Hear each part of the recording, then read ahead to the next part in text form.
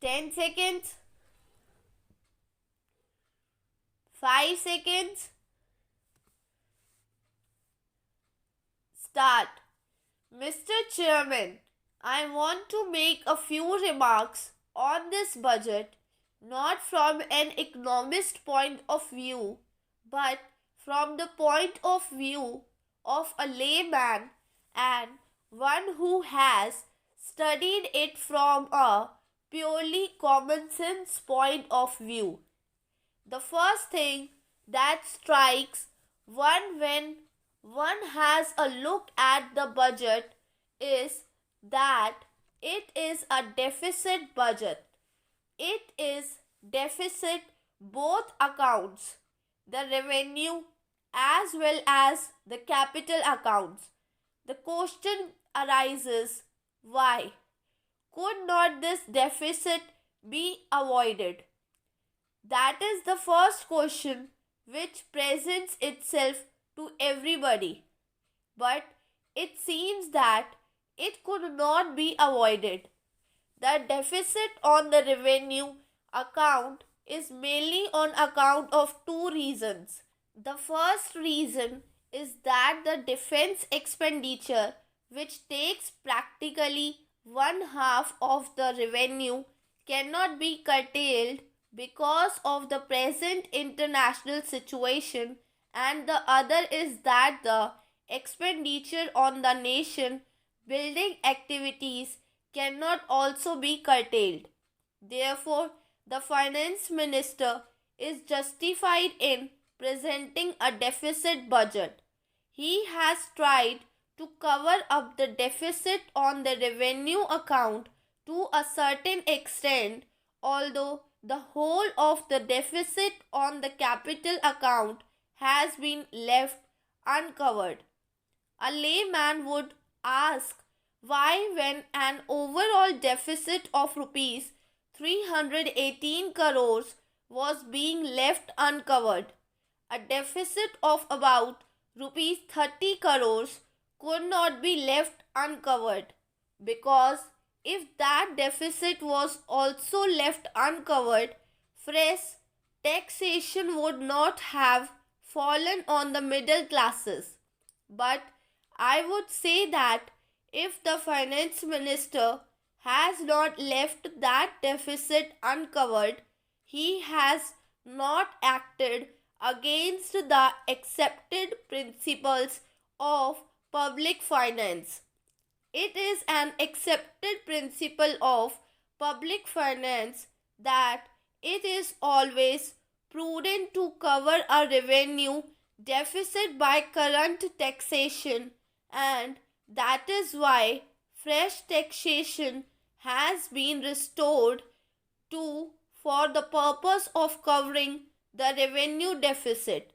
But again, the question arises that the whole of this deficit has not been covered, even though fresh taxation has been restored too.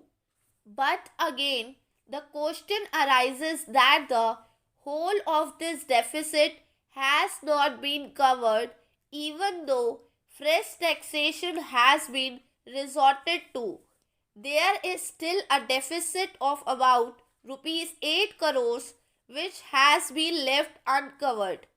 I, for one, am not able to find a direct answer for not covering that deficit also.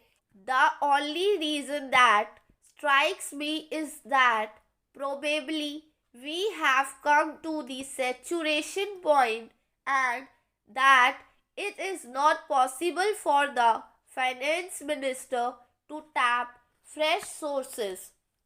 This budget provides some incentives for better production and for the industrialists to come forward and do their best. And to put it negatively, whether the proposals here are such that they do not put a definite disincentive in the way of the industrialist, and the next point from which this budget should be judged is whether it provides for a better and a more equitable distribution of wealth. From the point of view of the first standard, I have mentioned the budget provides for two concessions as incentives to the industrialist. One is in the way of a 25% development rebate on the initial cost of a new plant and machinery, and the other is that business losses can be carried forward immediately and not for 6 years only as at present. These are concessions, but I feel that they are not very attractive or big concessions. With regard to the second point, whether the budget contains any proposals which will definitely retard production, which may definitely prove to be disincentives, I must say that this budget does not contain any such proposals. Therefore, all that can be said of this budget is that it is a neutral budget. With regard to the other standard, whether this budget provides for a better and a more equitable distribution of wealth, my reading is that a beginning has been made in that direction, but no jolt has been given towards socialism. One of the proposals is the lowering to the export duty.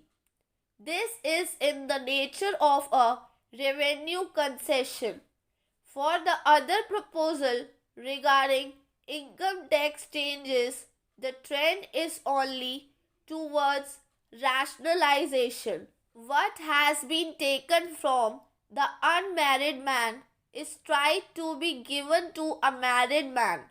Some slabs have been reduced and some super tax limits have been lowered. This only means that an effort has been made to rationalize things. With regard to taxation, I cannot say that the rich have been taxed heavily and others have been exempted from it. On the other hand, taxation has been made to spread on as large a section of the community as possible. Probably the finance minister has acted on the well known maxim of plucking feathers from the goose without injuring it.